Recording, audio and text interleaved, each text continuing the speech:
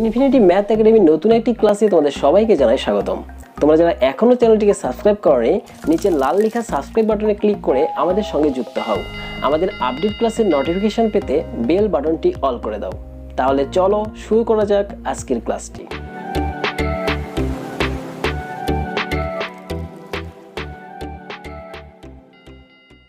তো চলে আসলাম ক্লাসে। আমি আজকের ক্লাসে তোমাদেরকে দেখাবো নবম দশম শ্রেণীর উচ্চতর গণিতের দশম অধ্যায় অর্থাৎ দ্বিপদী বিস্তৃতি, যেটিকে ইংলিশে বলা হয় বায়োনোমিয়াল এক্সপেনশন। তো এই অধ্যায়টি তোমাদের জন্য অত্যন্ত গুরুত্বপূর্ণ একটি অধ্যায়। তাই এই অধ্যায়টির আমি বেসিক লেভেল থেকে শুরু করে অনুশীলনীর অঙ্ক পর্যন্ত ডিটেলস আলোচনা করার চেষ্টা করব। তো প্রথমে আমি এই অধ্যায়টার প্রথম অংশ অর্থাৎ 10.1 এই অংশটি নিয়ে আলোচনা করব। তো চলো শুরু করা যাক আজকের ক্লাসটি। তো এই অধ্যায়টি শুরুর প্রথমে আমাদের বেসিক কিছু বিষয় জানতে হবে। প্রথমেই হচ্ছে দ্বিপদী বিস্তৃতি অর্থাৎ দ্বিপদী কথাটির মানে আমাদের জানতে হবে। তো দ্বিপদী মানে হচ্ছে, তোমরা স্ক্রিনে দেখতে পাচ্ছ, দুইটি পদের সমন্বয়ে গঠিত বীজগণিতীয় রাশিকে দ্বিপদী রাশি বলা হয়। যেমন তোমরা কয়েকটি উদাহরণ দেখতে পাচ্ছ এখানে, যে a প্লাস বি, এখানে a এবং b দুইটি পদ রয়েছে। তারপরে একই রকমভাবে আরও উদাহরণ দেওয়া হয়েছে, যেমন x মাইনাস ওয়াই, এখানেও দুইটি পদ আমরা দেখতে পাচ্ছি। একই রকমভাবে 1 প্লাস এক্স, এখানেও দুইটি পদ রয়েছে। একই রকমভাবে 1 মাইনাস এক্স স্কোয়ার, এখানেও দুইটি পদ আমরা দেখতে পাচ্ছি। সেমভাবে এ স্কোয়ার মাইনাস বি স্কোয়ার, এখানেও দুইটি পদ রয়েছে। তাই ইত্যাদি হলো দ্বিপদী রাশি। তো আশা করি দ্বিপদী কথাটির মানে তোমরা এতক্ষণে বুঝে গেছো। এখন আমরা যেটা শিখব সেটা হচ্ছে বিস্তৃতি। বিস্তৃতিটা কি? তো এটার জন্য আমাদের কিছু সূত্র জানতে হবে এবং আমি সূত্রটা প্রথমে তোমাদেরকে দেখাই, তারপর সেটা সম্পর্কে আমি বিস্তারিত আলোচনা করব। তো তোমরা স্ক্রিনে দেখতে পাচ্ছ, এখন আমি একটি সূত্র এখানে লিখেছি, যেমন 1 plus Y whole to the power n. তো এখানে প্রথম পদ হচ্ছে 1 এবং দ্বিতীয় পদ হচ্ছে ওয়াই।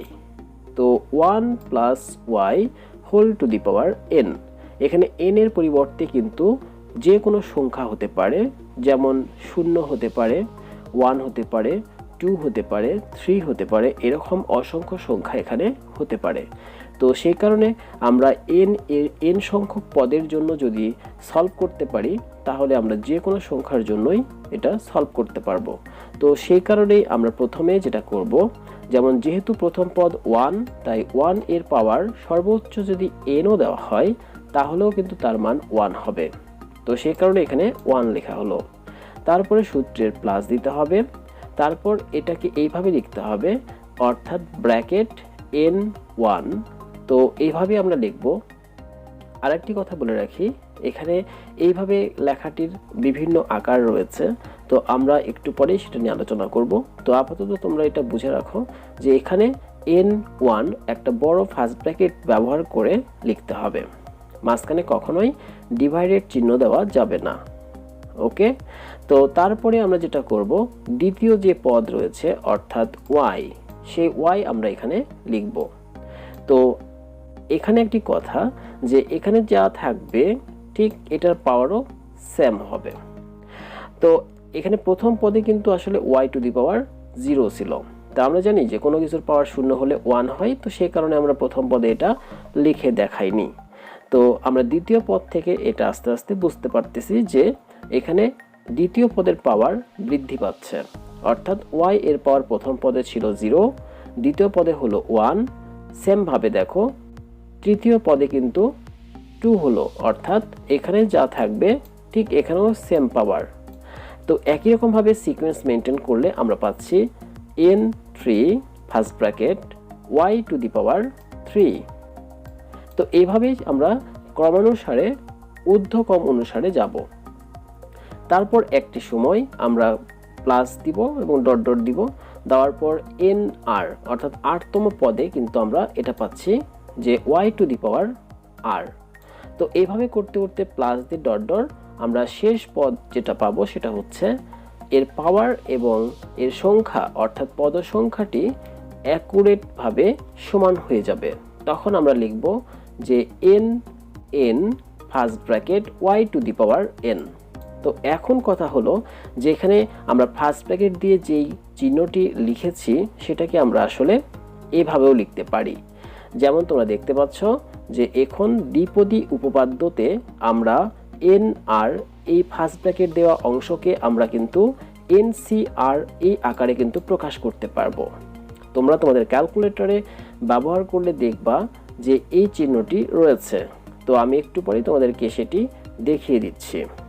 তো আমরা এই রাশিটাতে অর্থাৎ উপরের যে সমীকরণটা আমরা দেখতে পেলাম সেই উপরের সমীকরণটাতে আমরা যদি n1 অথবা n2 এইগুলোকে যদি আমরা রিপ্লেস করি nc1 nc2 দিয়ে, তাহলে এই সমীকরণটি দাঁড়ায় এমন, অর্থাৎ প্রথম পদে 1, তারপরের পদে nc1y plus nc2y square plus nc3y cube plus dot dot plus ncr y two the power r, তারপরে plus dot dot plus ncn y two the power n। তো এইভাবে করে আমরা কিন্তু এটাকে রিপ্লেস করলাম। তো এখন যে কথাটি আমি বলছিলাম সেটা হলো যে NCR এই কথাটা আমরা কোথায় পাবো? আমরা সাধারণত ক্যাপিটাল এই সি দ্বারা কম্বিনেশন বুঝি, যেটাকে ইংলিশে বলা হয় কম্বিনেশন। তোমাদের ক্যালকুলেটর ব্যবহার করলে তোমরা দেখতে পাবা যে এখানে একটি অপশন রয়েছে, অর্থাৎ তোমরা লক্ষ্য করো এখানে ভাগ চিহ্নের উপরে আমরা যদি শিফট দিয়ে ভাগ চিহ্নে টিপ দেই তাহলে কিন্তু আমরা এই কম্বিনেশন সিটি পাবো। অর্থাৎ আমরা যদি কখনো চাই যে 7c2 এর মান কত এটা বের করতে, তাহলে প্রথমে আমরা এই 7 এই বাটনটাতে আমরা চাপ দিব, তারপরে শিফট এই বাটনটাতে চাপ দিব, তারপরে আমরা এই ভাগ এই বাটনটাতে চাপ দিয়ে আমরা 2তে চাপ দিব, তাহলেই কিন্তু আমাদের কাঙ্ক্ষিত ফলাফলটি পেয়ে যাব। তো আশা করি তোমরা এটা বুঝতে পারলে। তো এভাবে তোমরা একটু পরে আরও ভালো বুঝতে পারবা যে আমরা যখন প্র্যাকটিস করব তখন এটা একেবারে তোমাদের কাছে ক্লিয়ার হয়ে যাবে। ওকে, তাহলে এবার আমরা দেখি পরের অংশে, অর্থাৎ আমরা এই সূত্রটাকে আর কতভাবে লিখতে পারি। তো আমরা চাইলে এই সূত্রটাকে আরও ডিটেলসে লিখতে পারবো। যেমন তোমরা দেখতে পাচ্ছ এখানে 1 plus Y whole to the power n equal 1 ny, অর্থাৎ nc1 মানে আসলে n এবং y পাশাপাশি গুণ অবস্থায় ছিল, তারপরে প্লাস nc2 মানে হচ্ছে n into n minus 1 by factorial 2। এখানে কিন্তু ফ্যাক্টোরিয়াল 2 মানে কিন্তু আসলে 1 ইন্টু 2, আমরা ফ্যাক্টোরিয়াল কথাটা উচ্চারণ করে ফেলছি।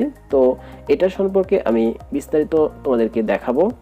তো আপাতত তোমরা এটা জেনে রাখো যে ফ্যাক্টোরিয়াল 2 মানে হচ্ছে 2 ইন্টু 1 এবং পাশে ওয়াই স্কোয়ার ছিল, তো সেই কারণে এখানে ওয়াই স্কোয়ার, তারপর প্লাস nc3 মানে এখানে যেহেতু তিনটা টার্ম রয়েছে তাই আমরা লিখব n into n minus 1 n minus 2 by factorial 3। তো ফ্যাক্টোরিয়াল 3 মানে কিন্তু আসলে 3 ইন্টু 2 ইন্টু 1, এভাবে আমরা তিনটা সংখ্যার গুণ আকারে দেখাবো। এবং এটার সঙ্গে চলক ছিল ওয়াই কিউব, তাই এখানে আমরা ওয়াই কিউব গুণ অবস্থায় লিখলাম। তারপরে plus dot dot plus NCN, আসলে NCN মানে এর মান হচ্ছে 1, তাই আমরা এটা লিখলাম না, অর্থাৎ y two the power n এটাই লিখলাম। তো এই বিষয়গুলো তোমরা বুঝে যাবা একটু পরেই যে আসলে এটার পাওয়ার এবং r এর মান যদি সমান হয়ে যায় তাহলে সেই ক্ষেত্রে তার মান হয়ে যায় 1, আবার NC0 এটার মানও 1 হয়ে যায়। তো আমরা এই বিষয়গুলো সম্পর্কে আরও বিস্তারিত জানব। তো আপাতত তোমাদেরকে একটা ধারণা দিলাম, একটি সূত্র, অর্থাৎ এই অধ্যায়ে আমরা কি কি সূত্র ব্যবহার করব সেই সম্পর্কে একটি ধারণা তোমাদেরকে প্রথমে দিলাম। এবার আমরা আরও কিছু বিষয় তোমাদেরকে দেখাবো, তারপরে আমরা অঙ্কে যাব। তো চলো প্রথমে আমরা আরও কিছু বিষয় দেখে নেই। তোমরা দেখতে পাচ্ছ স্ক্রিনে দ্বিপদী 1 plus Y whole to the power n এর বিস্তৃতি। আমরা এখানে নতুন কিছু বিষয় উপস্থাপন করব। যেমন তোমরা দেখতে পাচ্ছ n ইকুয়াল 0 হলে 1 plus Y whole to the power 0, অর্থাৎ আমরা n এর জায়গাতে আমরা কি বসালাম, n এর জায়গাতে 0 বসালাম। তাহলে আমরা কি পাই, যেহেতু আমরা জানি কোনো কিছুর পাওয়ার 0 যদি হয় তাহলে তার মান হয়ে যায় 1, তো সেই কারণে এটা হবে 1। এবং এখানে আমরা প্লাস দিয়ে 0 প্লাস দিয়ে আবার প্লাস দিয়ে 0 লিখছি, তো এটা আমরা সাজানোর জন্য লিখছি, তো একটু পরেই তোমরা বুঝে যাবে যে কেন লিখছি। তো এখানে আমরা দেখতে পেলাম যে এটার মান হচ্ছে 1, অর্থাৎ পদ সংখ্যা হচ্ছে একটি, অর্থাৎ 1। তো একই রকমভাবে আমরা যদি n এর মান 1 বসাই তাহলে তোমরা লক্ষ্য করে দেখো 1 plus Y whole to the power 1, অর্থাৎ এই ক্ষেত্রে আমরা যেটি পাবো সেটা হচ্ছে 1 প্লাস ওয়াই, এবং প্লাস 0 দিয়ে ডট ডট দিয়ে অসংখ্য পদ হতে পারে এখানে, তো সেই কারণে আমরা এটা প্রত্যেকটা পদই 0 দ্বারা প্রকাশ করলাম, এবং এখানে আমরা দুটা পদ শেষ পর্যন্ত পেলাম, সেটা হচ্ছে 1 প্লাস ওয়াই। ওকে, এর পদ সংখ্যা হচ্ছে 2টি। একই রকমভাবে আমরা যদি n ইকুয়াল 2 বসাই তাহলে আমরা যেটি পাই সেটা হচ্ছে 1 প্লাস ওয়াই হোল স্কোয়ার। তো আমরা সবাই সেই সূত্রটা জানি যে a square plus 2ab plus b square আকারের এই সূত্রটা আমরা এখানে লিখলাম। যেহেতু প্রথম পদে 1 ছিল তাই 1 এর পুরো স্কোয়ার দিলে 1 হয়, প্লাস 2ab অর্থাৎ 2 ইন্টু 1 ইন্টু ওয়াই মানে 2y প্লাস ওয়াই স্কোয়ার। তো আমরা এখানে এইভাবে লিখলাম এবং প্লাস দিয়ে একটি 0 ব্যবহার করছি এবং ডট ডট দিয়ে অসংখ্য পদকে আমরা বোঝানোর চেষ্টা করছি। এখানে আমরা শেষ পর্যন্ত যে রেজাল্টটি পেলাম সেটা হচ্ছে 1 plus 2y plus Y square, অর্থাৎ এখানে আমরা পদ সংখ্যা পেলাম 3টি। তো একটি বিষয় আমরা একটু লক্ষ্য করি, সেটা হলো যখন n এর মান হচ্ছে 0 তখন কিন্তু পদ হচ্ছে 1, যখন n এর মান 1 হলো তখন কিন্তু পদ সংখ্যা আমরা পেলাম 2, আবার দেখো যখন n এর মান 2 হলো তখন কিন্তু পদ সংখ্যা আমরা পেলাম হচ্ছে 3। অর্থাৎ আমরা একটি বিষয় খুব ভালোভাবে বুঝতে পারলাম, সেটা হলো n এর মান যত হবে তার পদ সংখ্যা তার থেকে 1 বেশি হবে, অর্থাৎ n এর মান যখন 2 হলো তখন এক্ষেত্রে পদ সংখ্যা হলো 3, অর্থাৎ একটি বেশি। তো এভাবে সিকোয়েন্সে যদি আমরা যাই তাহলে দেখতে পাচ্ছি যে n ইকুয়াল 3 যদি বসাই তাহলে 1 প্লাস ওয়াই হোল কিউব, আমরা জানি a প্লাস বি হোল কিউবের সূত্র, তো সেই সূত্র অনুযায়ী যদি আমরা লিখি তাহলে আমরা এরকম পাবো, যেহেতু প্রথম পদে 1 ছিল তাই 1 কিউব দিলে আসলে 1 হয়, তারপর 3y, কারণ 3 1 স্কোয়ার দিলে 1ই হয়, তো ওটা লেখার প্রয়োজন নাই তাই আমরা লিখছি 3y, তারপর প্লাস দিয়ে আমরা 3y স্কোয়ার লিখছি কারণ 3ab স্কোয়ার হয়, সেই সূত্রে আমরা যেহেতু a মানে 1 তো এই ক্ষেত্রে আমরা 3y স্কোয়ার লিখছি, তারপর প্লাস দ্বিতীয় পদের উপরে কিউব হয় অর্থাৎ y কিউব আমরা এখানে লিখলাম, তারপর প্লাস দিয়ে আমরা 0 দিয়ে বাকি সমস্ত পদগুলোকে বোঝানোর চেষ্টা করছি।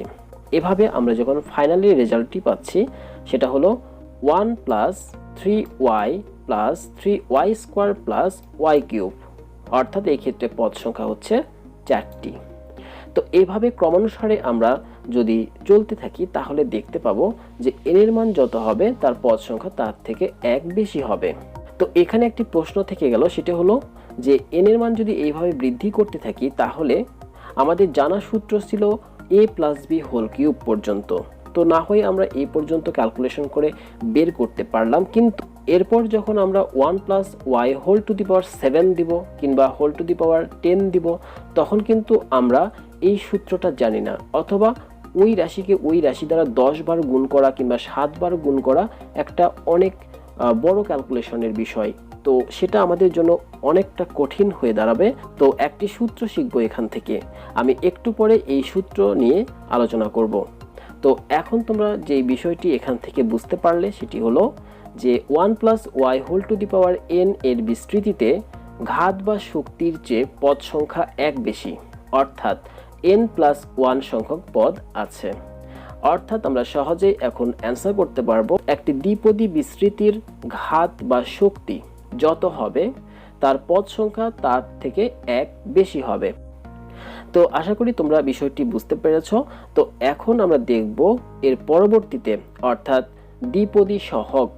তোমরা জানো সহগ মানে কি, চলকের সঙ্গে যেই সংখ্যা বা রাশি গুণ হয়ে থাকে তাকেই বলা হয় সহগ বা কোএফিসিয়েন্ট। তো এখন আমরা দেখব যে দ্বিপদী সহগটাকে ব্যবহার করে কিভাবে একটি সূত্র তৈরি করা যায়। তোমরা লক্ষ্য করে দেখতে পাচ্ছ যে দ্বিপদী বিস্তৃতিতে y এর বিভিন্ন ঘাতের সহগ কোএফিসিয়েন্টকে আমরা দ্বিপদী সহগ বলে থাকি। তো 1কে y এর সহগ বিবেচনা করতে হবে, কারণ আমরা দেখতে পাচ্ছি এখানে y এর সঙ্গে কোনো সংখ্যা নেই, তার মানে আমাদের বুঝতে হবে যে y এর সঙ্গে 1 গুণ অবস্থায় রয়েছে। তাই প্রথম পদে 1 এবং দ্বিতীয় পদেও কিন্তু আসলে 1 হিসাবে চিন্তা করতে হবে, অর্থাৎ যখন আমরা সহগ হিসাবে এটাকে লিখতে যাব। তো এই বিষয়টি আমি কি বলছি সেটা একটু পরে তোমরা আরো ক্লিয়ার হয়ে যাবা।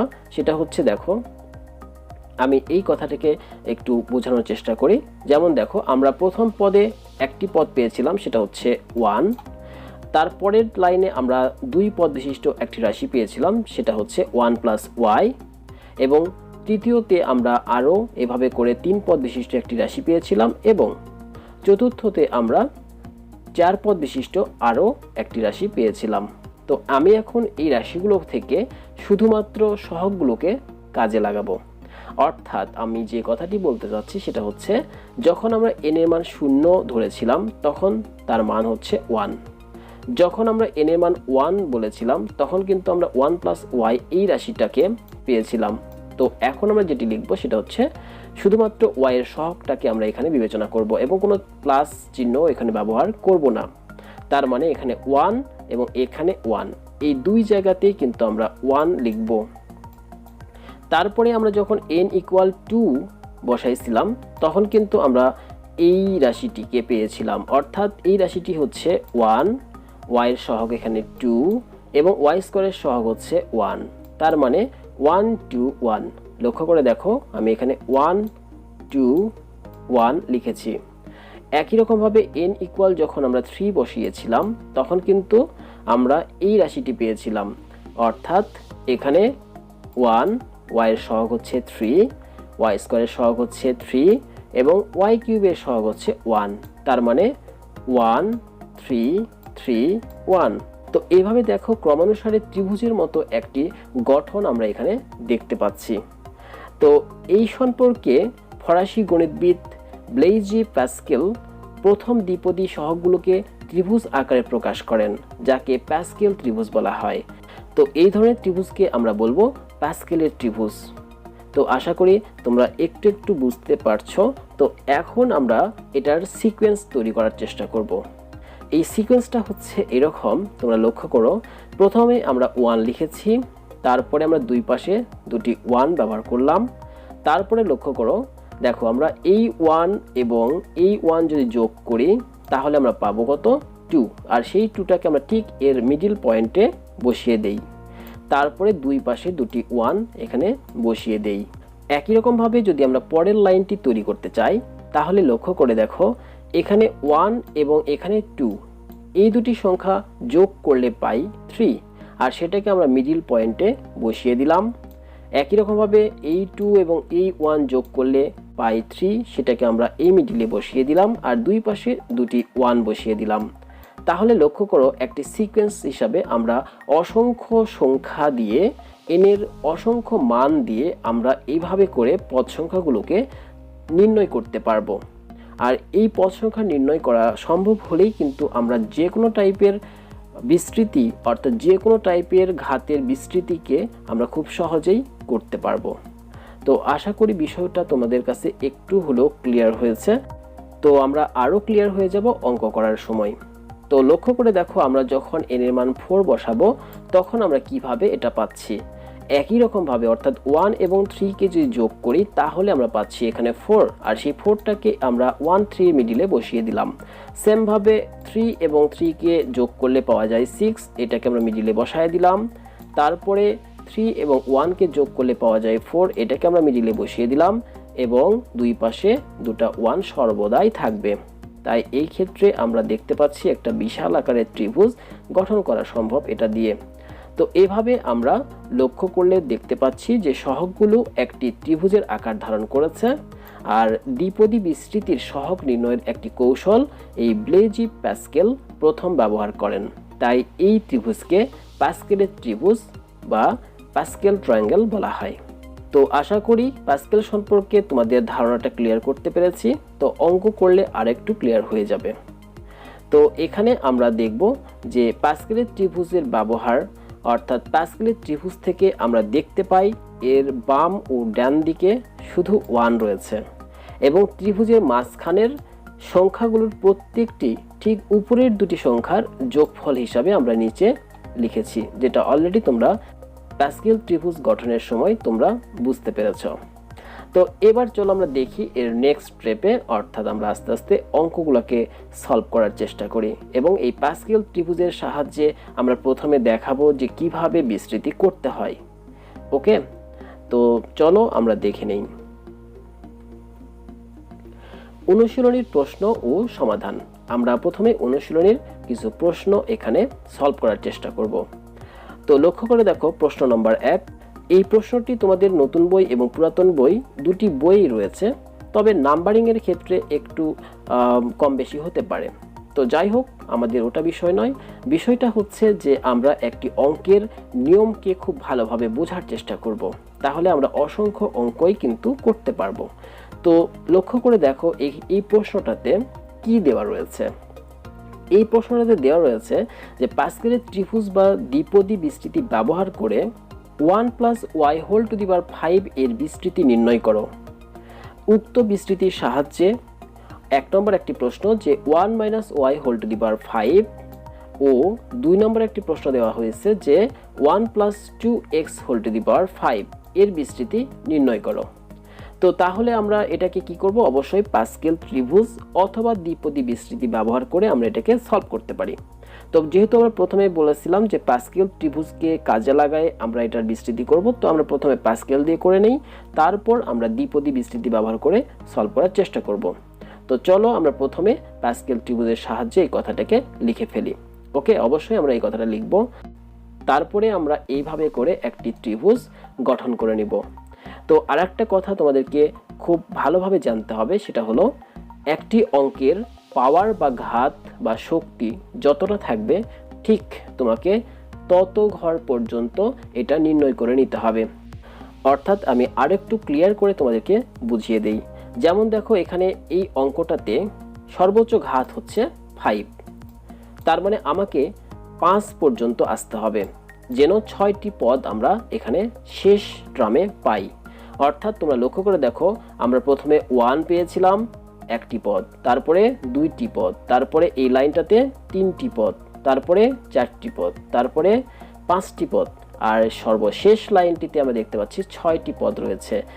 কারণ আমরা দেখতে পেলাম যে এইখানে সর্বোচ্চ ঘাত রয়েছে 5, তাই 5 থাকলে আমাদের পদ সংখ্যা তার থেকে 1 বেশি হবে, অর্থাৎ 6 হবে। তো সেই কারণে আমরা যেই লাইনটিতে 6টি পদ পাবো ঠিক সেই লাইনটি দিয়েই আমাদের বিস্তৃতি করে দেখাতে হবে।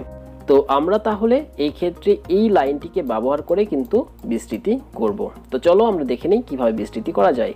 তো প্রথমে আমরা অঙ্কটাকে এইভাবে উঠিয়ে নিলাম, যেমন এখানে 1 + y⁵ এইভাবে লিখলাম।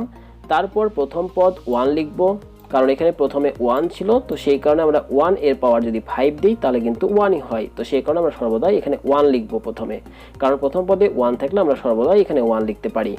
তারপরে আমরা সূত্রের প্লাস চিহ্নটি ব্যবহার করব, এটা কিন্তু আসলে সূত্রের প্লাস হিসাবে আমরা গণ্য করব। তারপরে আমরা যেটি করব সেটা হচ্ছে এই দ্বিতীয় যে পদ রয়েছে 5, এই সংখ্যাটিকে আমরা প্রথমে এখানে লিখব। তারপরে এখানে আমাদের দ্বিতীয় পদে যেটি থাকবে, এই দ্বিতীয় পদে কিন্তু যে কোনো কিছু থাকতে পারে, এখানে যা থাকবে একেবারে তোমাদেরকে সেটা কপি করে হুবহু এখানে লিখতে হবে। এমনকি এখানে যদি -y থাকতো তাহলে কিন্তু আমরা ব্র্যাকেট দিয়ে আমরা -y গুণ অবস্থায় লিখতাম। তো যেহেতু এখানে +y আছে তাই আমরা এখানে শুধুমাত্র ইনটু দিয়ে আমরা y লিখেছি। তারপরে এখানে প্লাস চিহ্নটি ব্যবহার করব। সেমভাবে আমরা পরের সংখ্যাটি অর্থাৎ 10, এই সংখ্যাটিকে আমরা এখানে লিখব। তারপরে আমরা দেখো দ্বিতীয় পদের পাওয়ার 1টি করে বৃদ্ধি করব। অর্থাৎ তোমরা লক্ষ্য করে দেখো প্রথম পদে কিন্তু আসলে y ছিল না, অর্থাৎ y এর পাওয়ার আমরা 0 হিসাবে কল্পনা করতে পারতাম। আর দ্বিতীয় পদে y এর ঘাত কিছু নাই, মানে মনে করতে হবে 1। তৃতীয় পদে কিন্তু y এর ঘাত 2। এভাবে করে লক্ষ্য করে দেখো যে দ্বিতীয় পদের ঘাত কিন্তু 1টি করে বৃদ্ধি পাচ্ছে। অর্থাৎ আমরা দেখতে পাচ্ছি এর পরের পদটিতে অর্থাৎ এখানে 10 রয়েছে, তাই এই 10 আমরা এখানে প্রথমে লিখব। তারপরে দ্বিতীয় পদ y এর পাওয়ার কিন্তু আমরা এবার 3 দিব, অর্থাৎ পূর্বের পদ থেকে এক বেশি। সেমভাবে আমরা আবার প্লাস চিহ্ন ব্যবহার করব। তারপর আমরা এই সংখ্যাটি অর্থাৎ পরের সংখ্যা 5, সেই 5টিকে এখানে লিখব এবং দ্বিতীয় পদের পাওয়ার আরও এক বৃদ্ধি করব, অর্থাৎ 4 লিখলাম। তারপরে আমরা প্লাস চিহ্নটি দিব এবং সর্বশেষ সংখ্যা অর্থাৎ 1, সেই 1টাকে আমরা এখানে লিখে ইনটু দিয়ে দ্বিতীয় পদের পাওয়ার আরও একটি বৃদ্ধি করে আমরা সর্বোচ্চ পাওয়ার 5 পর্যন্ত গেলাম। তো এটাই ছিল আমাদের সর্বোচ্চ পাওয়ার 5, অর্থাৎ আমাদের বিস্তৃতিটি কমপ্লিট। তার মানে তোমরা লক্ষ্য করে দেখতে পেলে যে প্যাসকেলের এই ট্রায়াঙ্গেল দ্বারা অর্থাৎ এই 1 + y⁵কে আমরা বিস্তৃতি করে এখানে লিখতে পেরেছি। তো আশা করি তোমরা এটা বুঝতে পেরেছ। তার মানে আমরা এটাকে যদি একটু সাজিয়ে লিখি তাহলে আমরা এই লাইনটি পাবো, আর এটি হচ্ছে অ্যান্সার। এই অধ্যায়ের অঙ্কগুলো অনেক ইজি। তোমরা যদি খুব ভালোভাবে প্রথম দিকে মন দিয়ে বেসিক বিষয়গুলোকে বুঝে নাও তাহলে কিন্তু তোমরা এই অঙ্কগুলোকে নিজেরাই করতে পারবা। আর এই অঙ্কগুলো কিন্তু তোমাদের ইন্টারমিডিয়েটেও রয়েছে, তাই তোমরা এখন থেকে যদি খুব ভালোভাবে বুঝতে পারো তাহলে পরবর্তী ক্লাসগুলোতে তোমরা আরও ভালো বুঝতে পারবে। এবার আমরা দেখব এই অঙ্কটির পরের অংশ অর্থাৎ 1 নম্বর অঙ্কটি। অর্থাৎ 1 নম্বর অঙ্কে কি দেওয়া রয়েছে তোমরা লক্ষ্য করে দেখো। 1 নম্বর অঙ্কে দেওয়া রয়েছে 1 - y⁵। তো আমি যে কথাটি একটু আগে বলেছিলাম, এখানে কিন্তু y এর সামনে প্লাস ছিল, কিন্তু এখানে y এর সামনে আছে মাইনাস। তো তাহলে আমাদের কি করতে হবে? সব কিছু ঠিক থাকবে, শুধুমাত্র একটু আমাদের চেঞ্জ করতে হবে। সেটা হলো এই দ্বিতীয় পদ যখন আমরা লিখতে যাব তখন একটা ব্র্যাকেট ব্যবহার করে আমরা মাইনাস চিহ্নটি দেওয়ার চেষ্টা করব। এভাবে মাইনাস চিহ্নটি আমরা দিয়ে দিব। সব কিছু একই থাকবে, অর্থাৎ আগের যে নিয়ম সেই নিয়মটি সম্পূর্ণ এক থাকবে। শুধুমাত্র দ্বিতীয় পদ লেখার সময় আমরা এই মাইনাস চিহ্ন সহকারে ব্র্যাকেট দিয়ে লিখব, আর পাওয়ারটা একটি করে বৃদ্ধি পাবে, সেটি আগের মতোই। তো তাহলে আমরা দেখতে পাচ্ছি যে পাওয়ারটি যখন জোড় হবে তখন মাইনাসটি প্লাসে পরিণত হবে, আর পাওয়ারটি যখন বিজোড় হবে তখন এই মাইনাস থেকে যাবে। তার মানে আমরা পরের লাইনটাতে এইভাবে লিখতে পারবো, অর্থাৎ 1 - 5y, তারপর এটা হবে প্লাস, কারণ -y এর উপরে স্কোয়ার ছিল, তো সেই কারণে এটা প্লাস হয়ে গেল, অর্থাৎ 10y²। তারপরে দেখো -y এর পাওয়ার কিউব আছে, তাই এই ক্ষেত্রে কিন্তু -10y³ হবে। তারপরে দেখো -y এর পাওয়ার 4 আছে, তাই এই ক্ষেত্রে কিন্তু +5y⁴ হবে। তারপরে প্লাসে মাইনাসে মাইনাস হবে, কারণ y এর পাওয়ার 5 থাকার কারণে এই ক্ষেত্রে কিন্তু -y⁵ হলো, অর্থাৎ এটি হবে অ্যান্সার।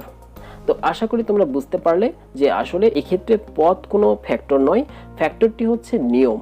এই নিয়মটি যদি আমরা খুব ভালোভাবে বুঝতে পারি তাহলে কিন্তু এই টাইপের অঙ্কগুলোকে আমরা খুব সহজেই সলভ করতে পারবো।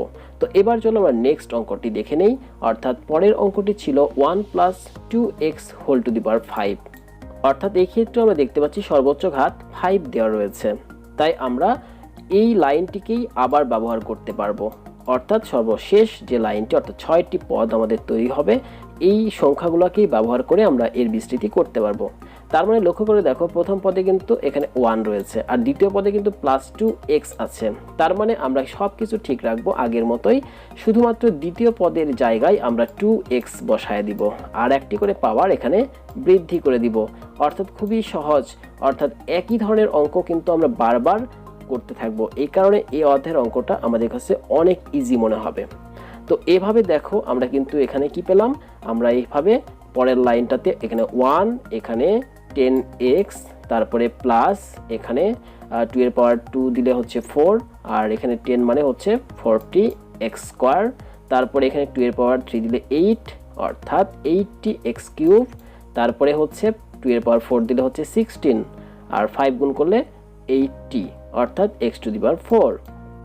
তারপরে 2 এর পাওয়ার 5 দিলে হচ্ছে 32x⁵। তো এটাই হচ্ছে অ্যান্সার। তো এই ক্ষেত্রে আমরা যে বিস্তৃতিগুলো করলাম সব ক্ষেত্রেই প্যাসকেল ত্রিভুজকে কাজে লাগিয়েই কিন্তু বিস্তৃতি করলাম।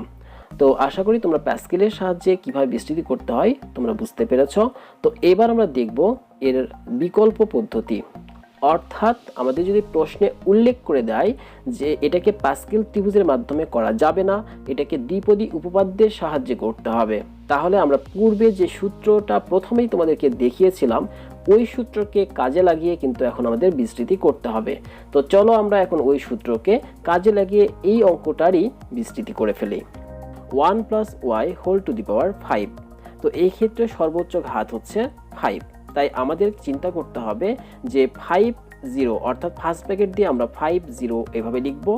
আর দ্বিতীয় পদ যেহেতু এখানে প্লাস y দেওয়া রয়েছে, তাই আমরা কিন্তু দ্বিতীয় পদ y এর পাওয়ারটা 0 দিলাম, অর্থাৎ প্রথম পদ আমাদের কমপ্লিট। এবার আমরা প্লাস দিব সূত্রের প্লাস, তারপরে আমরা 5 1 অর্থাৎ প্রথমে 0 ছিল, তো এবার আমরা কি করছি, 1 বৃদ্ধি করলাম অর্থাৎ 1 দিলাম, এবং এখানে কিন্তু দ্বিতীয় পদের পাওয়ারটাও কিন্তু আমরা 1 বৃদ্ধি করলাম। তো একই রকমভাবে আমরা প্লাস চিহ্নটি ব্যবহার করি, আবার 5 2 ফার্স্ট ব্র্যাকেট দিলাম, তারপরে দ্বিতীয় পদের পাওয়ার আবার বৃদ্ধি করলাম অর্থাৎ 2। তার মানে আমরা একটি জিনিস লক্ষ্য করতে পারি, সেটা হলো এখানে যত সংখ্যা ঠিক দ্বিতীয় পদের পাওয়ারটিও তত। তো এইভাবে সিকোয়েন্স মেনটেন করে আমরা ধাপে ধাপে এই পদগুলোকে লেখার চেষ্টা করব। অর্থাৎ লক্ষ্য করে দেখো, পরের পদটি 5 3 y এর পাওয়ার 3, তারপরে প্লাস 5 4 y এর পাওয়ার হচ্ছে 4, তারপরে প্লাস 5 5 y এর পাওয়ার হচ্ছে সর্বোচ্চ পাওয়ার 5। অর্থাৎ এই পর্যন্ত আমাদের বিস্তৃতি করতে হবে। তো এখানে ছিল পাওয়ার 5, তাই এর পদ সংখ্যা হচ্ছে 6টি। তো এটাকে এখন আমরা ক্যালকুলেট করব।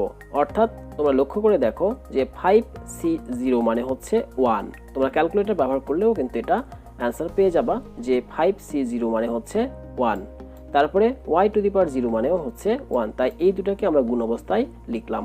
তারপরে প্লাস 5c1 মানে আসলে 5/1। তো ফ্যাক্টোরিয়াল 1 মানে কিন্তু আসলে 1 হয়, y এর পাওয়ার 1 দিলে আসলে y হয়।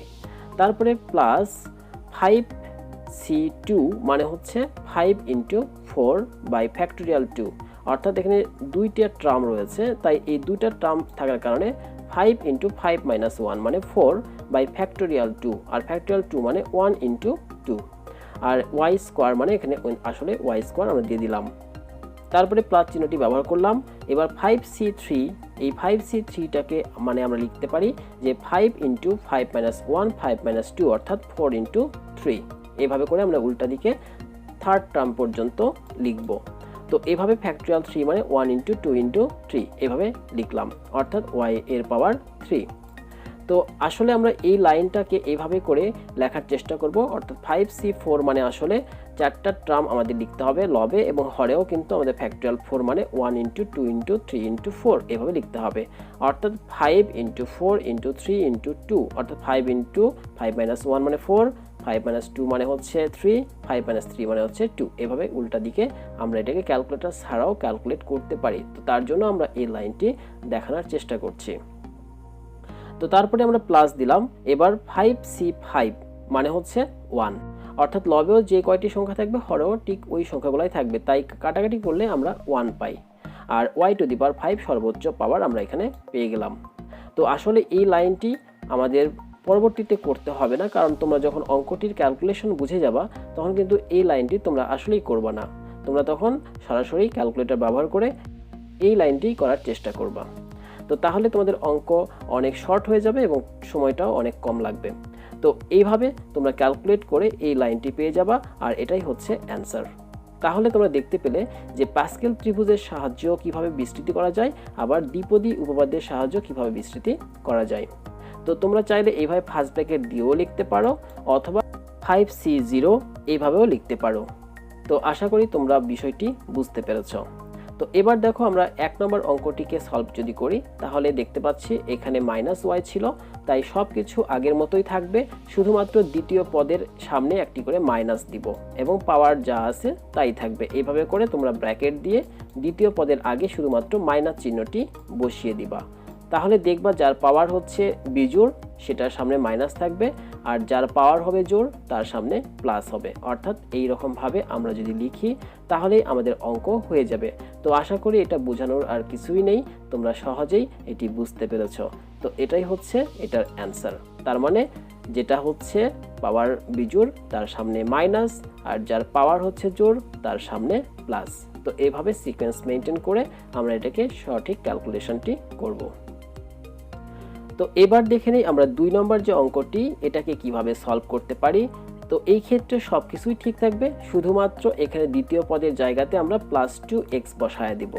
অর্থাৎ লক্ষ্য করে দেখো, এই যে 2x এর পাওয়ার হচ্ছে 0, 2x এর পাওয়ার হচ্ছে 1, 2x এটাও কিন্তু আসলে 2x হবে, এই 2x এর পাওয়ার হচ্ছে 2, তারপরে 2x এর পাওয়ার 3, এভাবে 2x এর পাওয়ার 4 এবং 2x এর পাওয়ার 5 পর্যন্ত সর্বোচ্চ পাওয়ার যাবে। তো এভাবে পরের লাইনটিতে ক্যালকুলেশন করে এখানে লিখে দিবা এবং তাহলেই তোমাদের অ্যান্সারটি হয়ে যাবে। তো আশা করি আমরা আজকের ক্লাসে তোমাদেরকে বেসিক কয়েকটি ধারণা দিতে পেরেছি এবং এই অধ্যায়টির প্রথম অঙ্কটি সলভ করে দেখিয়েছি যে পাস্কেল ত্রিভুজের মাধ্যমে কিভাবে বিস্তৃতি করা যায় এবং দ্বিপদী উপপাদ্য ব্যবহার করে কিভাবে বিস্তৃতি করতে হয়। তো আশা করি আজকের ক্লাসটি তোমরা খুব ভালোভাবে বুঝতে পেরেছো। আমরা নেক্সট ক্লাসে আলোচনা করব ঠিক এর পরবর্তী টপিকগুলো, অর্থাৎ এর থেকে কিছু আপার লেভেলের ক্যালকুলেশন বুঝিয়ে দেওয়ার চেষ্টা করব। তো সেই পর্যন্ত তোমরা সবাই ভালো থাকো এবং প্র্যাকটিসের সঙ্গে বা সাথে চেষ্টা করতে থাকো এই অঙ্কগুলো। ধন্যবাদ সবাইকে।